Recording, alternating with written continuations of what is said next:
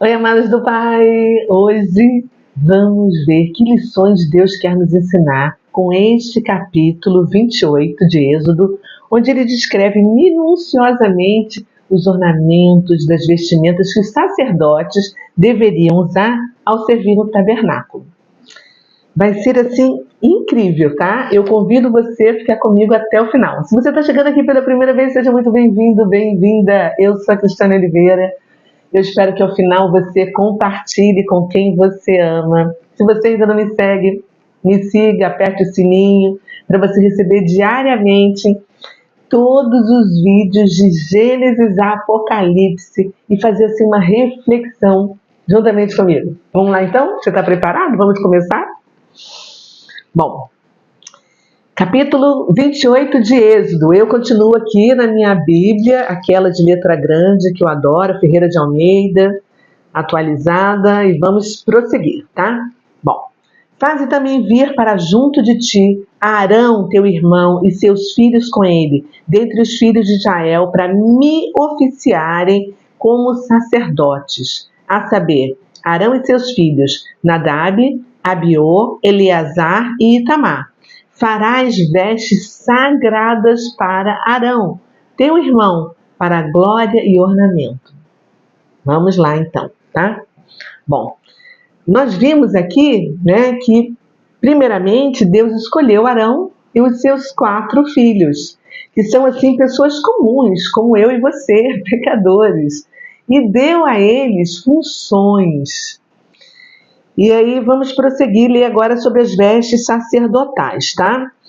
Falarás também a todos os homens hábeis a quem enchi do espírito de sabedoria. Olha Deus capacitando as pessoas. Que façam vestes para Arão, para consagrá-lo, para que me ministre o ofício sacerdotal. As vestes, pois, que farão são estas: um peitoral, uma estola sacerdotal, uma sobrepeles, uma túnica bordada, mitra e cinto. Farão vestes sagradas para Arão, teu irmão, e para seus filhos. Para que... Peraí que tem um negocinho aqui na minha boca. Um cabelo, perdão. Para que oficializem como sacerdotes. Tomarão ouro, estolo azul, púrpura, carmesim e linho fino, e farão a estola sacerdotal de ouro, estolo azul e púrpura, e carmesim, e linho fino retorcido, obra esmerada. Terá 2 ombreiras que se unam às suas 2 extremidades, e assim se unirá. E o cinto de obra esmerada, que estará sobre a estola sacerdotal, será de obra igual da mesma obra de ouro, estofo azul e púrpura, e carmesim, e linho fino retorcido. Tomarás 2 pedras de ônix e gravarás nelas os nomes dos filhos de Israel. 6 de seus nomes numa pedra, e outros 6 na outra pedra, seguindo a ordem do seu nascimento. Preste atenção nisso, tá? Conforme a obra de lapidador, como lavores de sinete, gravarás as 2 pedras com os nomes dos filhos de Israel, engastadas ao redor de ouro as farás. E porás as 2 pedras nas ombreiras da estola sacerdotal, por pedras de memória aos filhos de Israel. E Arão levará os seus nomes sobre ambos os seus ombros, para memória diante do Senhor. Farás também engastes de ouro e 2 correntes de ouro puro, obra de fleira as farás. E as correntes de fieira prenderás nos engastes. Então, a gente leu aqui que Deus mandou Moisés escolher pessoas habilidosas, né? Capazes assim de fazer exatamente como ele instruiu, de forma precisa, para confeccionar as vestimentas assim com dedicação, com cuidado, com excelência. Você lembra que todo o material necessário veio dos egípcios? Pois é. Eles entregaram ouro, prata, bronze, tecido, pedras preciosas, entregaram tudo o que Deus precisava. Depois que foi feito aquele último momento, né, no Egito. E as pessoas ficaram ricas, saíram de lá ricas, como ele tinha prometido para Abraão. Lembra disso? E as pedras nos ombros simbolizam a memória e a constante intercessão em favor do povo. Observe que os nomes, né, como a gente leu aqui, das 12 tribos, estão na ordem de nascimento e não na última vez que Jacó deu a sua bênção, quando ele acabou mudando de lugar o primogênito. E nós podemos imaginar que estar no ombro significa a responsabilidade de Arão, que era o sacerdote, de levá-los para cima, diante de Deus. Vamos prosseguir aqui e vamos ver agora sobre o peitoral do juízo, tá? Bom, farás também o peitoral do juízo de obra esmerada, conforme a obra da estola sacerdotal. O farás de ouro, estofo azul e púrpura e carmesim, e linho fino retorcido o farás. Quadrado e duplo, será de 1 palmo o seu comprimento e de 1 palmo a sua largura. Colocarás nele engaste de pedras, com 4 ordens de pedras. A ordem de sárdio, topázio, carbúnculo será a primeira ordem. A segunda ordem será de esmeralda, safira e diamante. A terceira ordem será de jacinto, ágata e ametista. A quarta ordem será de berilo, ônix e jaspe. Lembra? Em breve nós veremos em Apocalipse Deus falando das pedras que estão nos portais, nas portas. E cada uma das portas tem o nome de uma das tribos de Israel, onde está a Nova Jerusalém. A gente vai ler lá em Apocalipse, tá? Então vamos aqui continuar. Elas serão guarnecidas de ouro nos seus engastes. As pedras serão conforme os nomes dos filhos de Israel. 12. Segundo os seus nomes, serão esculpidas como sinetes, cada uma com seu nome para as 12 tribos. Para o peitoral, farás correntes como cordas de obra trançada de ouro, ouro puro. Também farás para o peitoral 2 argolas de ouro e porás as 2 argolas nas extremidades do peitoral.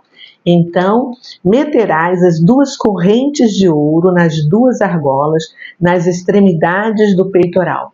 As 2 pontas das correntes prenderás nos 2 engastes e as porás nas ombreiras da estola sacerdotal, na frente dele. Farás também 2 argolas de ouro e as porás nas 2 extremidades do peitoral, na sua orla interior, junto à estola sacerdotal. Farás também 2 argolas de ouro e as porás nas 2 ombreiras de estola sacerdotal, abaixo, na frente dele, perto da sua juntura, sobre o cinto de obra esmerada da estola sacerdotal. E ligarão o peitoral com as suas argolas, as argolas da estola sacerdotal, por cima com uma fita azul, para que esteja sobre o cinto da estola sacerdotal. E nunca o peitoral se separará da estola sacerdotal. Assim, Arão levará os nomes dos filhos de Israel no peitoral do juízo sobre o seu coração, quando entrar no santuário, para memória diante do Senhor continuamente. Também porás no peitoral do juízo o Urim e o Tumim. Preste atenção e sublinhe na tua Bíblia. A gente vai ver em outros livros futuramente. Para que estejam sobre o coração de Arão, quando entrar perante o Senhor. Assim, Arão levará o juízo dos filhos de Israel sobre o seu coração diante do Senhor continuamente. Farás também a sobrepeles da estola sacerdotal, toda de estofo azul. No meio dela haverá uma abertura para a cabeça. Será debruada essa abertura, como a abertura de uma saia de malha, para que não se rompa. Em toda a orla das sobrepeles farás romãs de estofo azul, e púrpura e carmesim, e campainhas de ouro no meio delas. Haverá em toda a orla das sobrepeles uma campainha de ouro e uma romã, outra campainha de ouro e outra romã. Esta sobrepeles estará sobre Arão, quando ministrar, para que se ouça o seu sonido, quando entrar no santuário diante do Senhor e quando sair, e isto para que não morra. Olha só o que a gente acabou de ler. As vestes sacerdotais, elas destacam a importância do sacerdote, que serve como intermediário entre Deus e o povo. Ou seja, as roupas demonstram assim honra, né? E isso nos lembra da necessidade de uma liderança espiritual dedicada, reverente ao Senhor.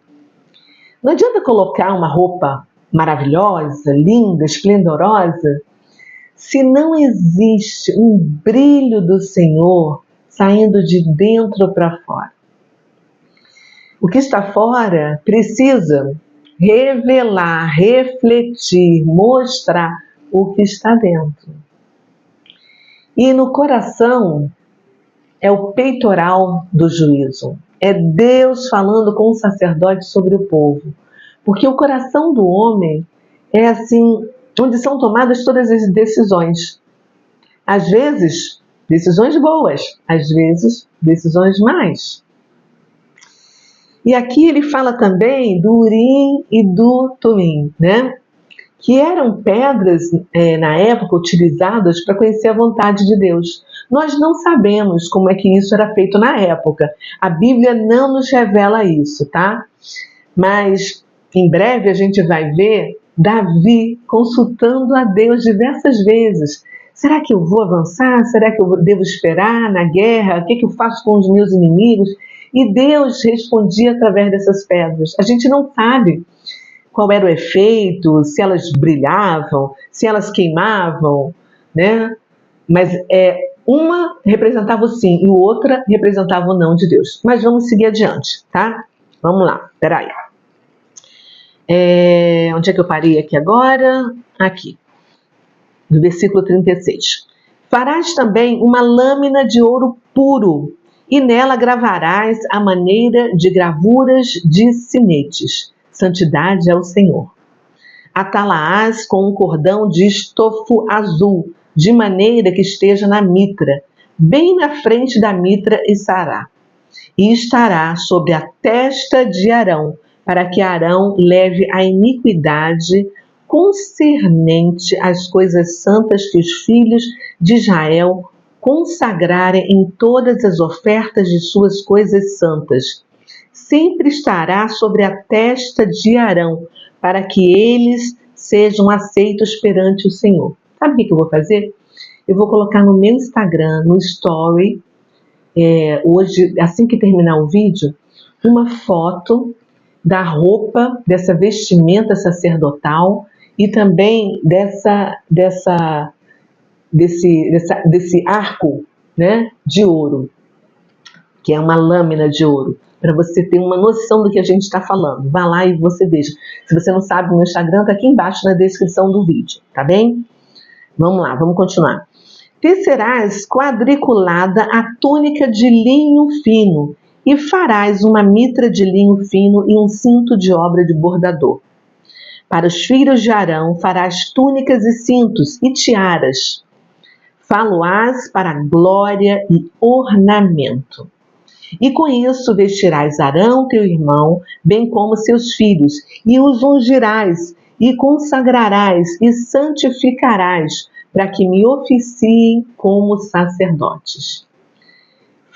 Faze-lhes também calções de linho, para cobrirem a pele nua, irão da cintura às coxas, e estarão sobre Arão e sobre seus filhos, quando entrarem na tenda da congregação, ou quando se chegarem ao altar para ministrar no santuário. para que não levem iniquidade e morram. Isto será estatuto perpétuo para ele e para sua posteridade depois dele. O sininho me lembrou que falam que também existia uma corda com um sinete quando Arão entrava. Ele entrava no lugar santo dos santos uma vez por ano. E porque se ele morresse, ninguém poderia entrar. Ele era o sacerdote. Então eles puxariam essa corda, né? Eles saberiam porque ele andando de um lado para o outro, o sininho faria barulho. E se não tivesse barulho nenhum, depois de certo tempo, aí o que ia acontecer? Eles iam puxar a corda porque ele estaria morto, né? E vamos falar sobre essa lâmina de ouro puro, né? Que era também a mitra sagrada, que na verdade é uma placa de ouro colocada na testa do sacerdote para significar que os pensamentos dele deveriam ser para o Senhor. Isso significa que o sacerdote não pode estar envolvido com escândalo, com promiscuidade, com engano, com corrupção, com fofoca, né? Porque quando você ouve alguma fofoca, você não precisa falar, você está participando ao ouvir da maledicência de quem está falando, né? Então, o sacerdote ele precisa ter uma mente voltada para o Senhor. E observando tudo que Deus falou nesse capítulo 28, a gente pode concluir que hoje, para quem é cristão, o nosso propósito maior é ser morada do Espírito Santo.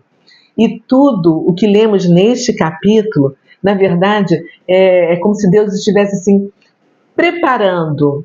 É como se fosse uma sombra do que estava por vir, que era Jesus. Deus está nos ensinando, nos direcionando para o entendimento perfeito de toda a história, da maior história de amor, né? Da nossa história, da história do mundo, da história dos nossos antepassados, da nossa árvore genealógica, entendeu? Porque nós precisamos realinhar a nossa vida, realinhar os nossos propósitos através da palavra do Senhor. Naquela época, as roupas representavam Deus. Hoje, nós somos testemunhos vivos de Deus. Certa vez, numa pregação, o Billy Graham disse o seguinte: nós somos a Bíblia que os outros estão lendo. Então, o que significa isso? Que nós somos aquelas pessoas que vão dar os testemunhos. As pessoas estão nos vendo, elas estão nos olhando a todo momento. E as nossas atitudes, as nossas ações, o nosso falar, o nosso vestir também, né, vai fazer com que as pessoas que estão nos observando e que não são cristãs vão decidir se elas querem prosseguir com Jesus ou se elas não querem conhecer esse Jesus, né? Então, o que a gente tem que fazer é pensar sobre isso. Como é que nós estamos agindo? Isso é muito importante, tá? E é por isso que a gente tem todo essa preparação, essas reflexões que são muito importantes para a nossa vida. E agora a gente vai orar e agradecer ao Senhor, porque Ele é bom o tempo todo. Pai, obrigada, Pai, por todos os seus detalhes, os seus exemplos, para que nós possamos refletir diariamente, para que nós possamos nos transformar sem nos conformar com este mundo, Pai. Porque somente através da renovação do nosso entendimento é que nós vamos experimentar a boa, a agradável e a perfeita vontade do Senhor. Ai, Senhor, por isso e por tudo que ainda está por vir, é que nós te agradecemos, em nome de Jesus. Muito obrigada, Pai. É isso aí, gente. Se você gostou, já sabe, né? Deixa o seu like. Se você ainda não me segue, me siga. Vamos chegar a 2.000 inscritos neste canal aqui e vamos fazer essa onda de informação, porque este é o GPS para a gente seguir o caminho de volta para casa. Te agradeço, um beijo, tchau.